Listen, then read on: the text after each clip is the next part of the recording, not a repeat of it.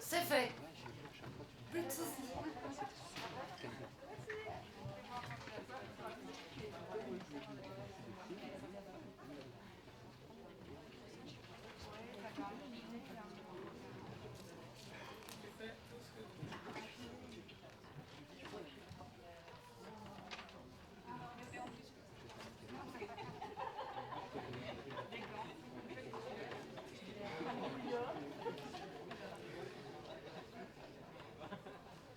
Bonjour à tous et à toutes, celles que je n'ai pas encore vues.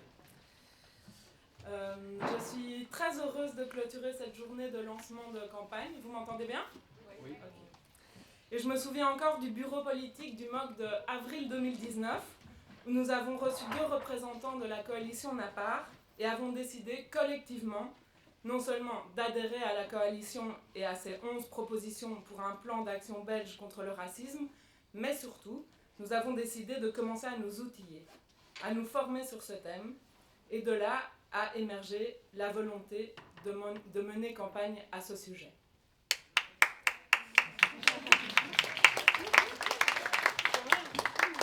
Plus de 2 ans après, une pandémie et un beau parcours de formation, Nicole en a parlé, du mouvement Plus Loin, nous y voilà. J'en profite pour remercier ici d'abord tous les intervenants qui sont intervenus ce matin et dans les ateliers cet après-midi, et puis évidemment Nicole, Tiffany, Christine et les membres du groupe de travail campagne.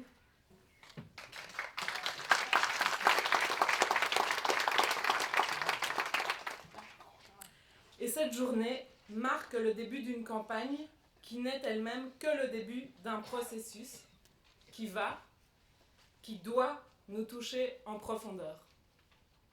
Car en effet, l'objectif de cette journée de lancement était bien de prendre conscience, ensemble, de l'étendue, de l'ampleur, de la nécessité et de l'urgence du travail qui nous attend. Loin, très loin, d'un saupoudrage de bonne conscience donc. Car comme on l'a entendu aujourd'hui, l'antiracisme ne se décrète pas. Et non, il ne suffit pas de le dire pour le faire. C'est pareil pour le féminisme d'ailleurs. Non, l'antiracisme n'est pas un pins qu'on accrocherait à sa veste pour afficher une position. L'antiracisme est avant tout une démarche autocritique, une démarche active, un processus donc en constante évolution. Il n'est jamais possible d'affirmer une fois pour toutes « ça y est, voilà, je suis déconstruite, je suis antiraciste ». Ni pour des personnes, ni encore moins pour des institutions comme les nôtres. Car l'antiracisme doit obligatoirement passer par des faits, par des actions concrètes, et cela avec nos organisations constitutives qui ont toutes confirmé ce matin qu'elles s'inscrivent également dans cette démarche. Une action conjointe, donc, du MOC, de ces organisations constitutives, de ces services, dont particulièrement OESM, notre ONG, et cela à 3 niveaux. L'introspection, la formation et les actions. 3 niveaux qui se nourrissent les uns des autres, qui se répondent. D'abord, une démarche d'introspection. Ça veut dire être à l'écoute de ce qui se passe dans notre mouvement. Reconnaître ce qui existe, ce qui s'y passe. Voir que nous comptons parmi notre public bon nombre de personnes racisées et particulièrement en lien avec nos projets ILI, Alpha, FLE. Et ne surtout pas opposer nos différents publics, mais comprendre que les personnes racisées composent aujourd'hui en grande partie les classes populaires, les travailleurs précaires, les marges que nous souhaitons mobiliser. Ensuite, la formation, qui passe, on l'a dit de nombreuses fois ce matin, par une appropriation des concepts élaborés par les militants antiracistes eux-mêmes, tels que les concepts de personnes racisées, de blanchité, de privilège, de fragilité, d'alliance et de complicité, qui sont autant de concepts construits par des décennies de lutte et des décennies d'études académiques. Et notre stratégie politique d'alliance passe bien entendu par une confiance et même une amplification de ces luttes menées par les militants concernés en évitant de se positionner en surplomb comme juges extérieurs de leur action.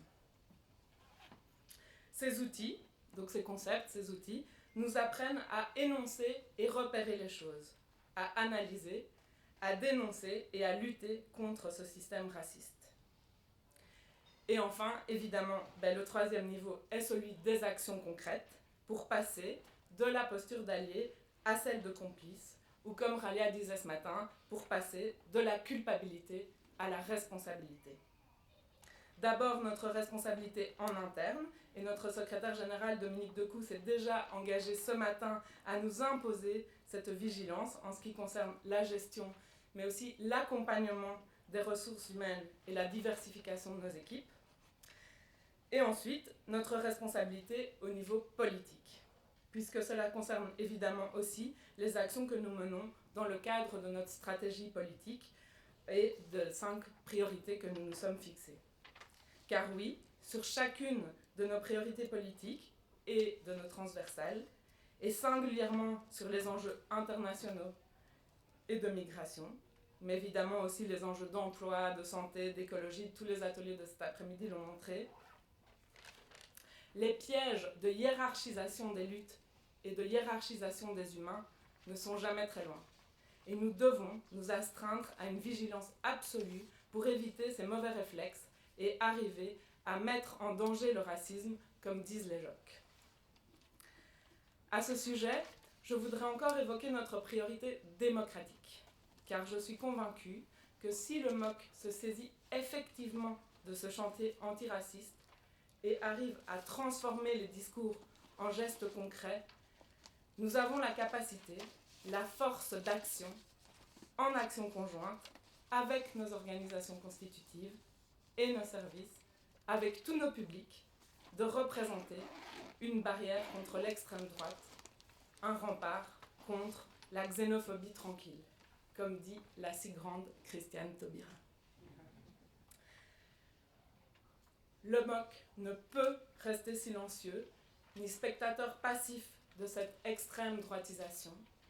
Le MOC ne peut rester à distance des luttes antiracistes en cours. Et cela traverse évidemment directement le dossier de la régularisation des personnes sans papier, pour lequel, je vous rappelle, la grande manifestation nationale du 3 octobre. Donc rendez-vous à tous le 3 octobre à 14h à la Gare du Nord. À nous de jouer, ensemble, bonne campagne.